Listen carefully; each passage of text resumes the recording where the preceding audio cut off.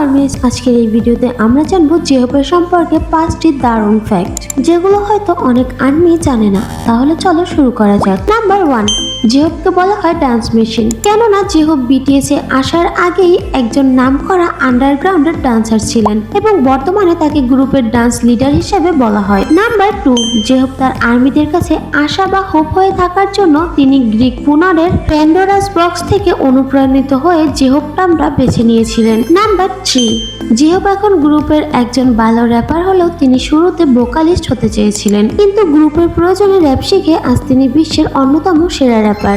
Number 4, জেহপ পরিপাটি আর ভীষণ পরিষ্কার পরিচ্ছন্ন থাকতে অনেক বেশি পছন্দ করেন। ফাইনালি নাম্বার 5, জেহপের প্রথম কে-পপ শিল্পী যে কিনা আমেরিকার বিখ্যাত লোলাপালোজা মিউজিক ফেস্টিভ্যালে মেইন হেডলাইনার হিসেবে পারফর্ম করে ইতিহাস গড়েছেন। তো এই তো ছিল জেহপের কিছু দারুণ ফ্যাক্ট। তোমার কাছে কোন ফ্যাক্টটা সবচেয়ে বেশি ভালো লেগেছে সেটা অবশ্যই কমেন্ট বক্সে জানিয়ে যেও।